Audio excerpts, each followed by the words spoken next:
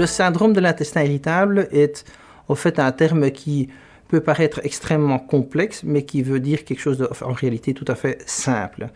Il s'agit de patients ou de personnes qui ont des douleurs chroniques, c'est-à-dire qui durent depuis de nombreuses années, et pour lesquelles on ne trouve pas d'explication.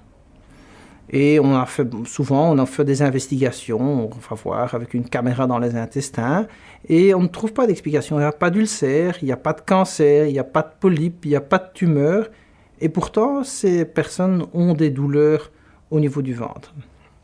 Alors, nous, médecins, on passe souvent du temps à expliquer ou à essayer de comprendre pourquoi ces gens ont ces douleurs, et on se rend compte que le syndrome de l'intestin irritable est probablement lié à plusieurs choses.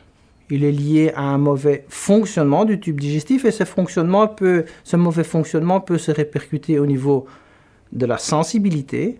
Et donc, beaucoup de patients ont en réalité un trouble de la sensibilité, donc un intestin trop sensible. Et ils peuvent aussi avoir, en combinaison souvent, un problème de motricité du tube digestif. Ça veut dire que l'intestin se contracte trop vite, et alors ça peut donner de la diarrhée, ou trop lentement, et ça peut donner de la constipation. Et à côté de ça, à côté de ces problèmes sensitifs et ces problèmes moteurs, il y a aussi souvent un problème ou une anomalie sur le plan psychologique, psychosocial, c'est-à-dire du stress, des tensions, qui font que les perceptions qu'on peut avoir qui proviennent du tube digestif sont ressenties comme plus désagréables et plus ennuyeuses.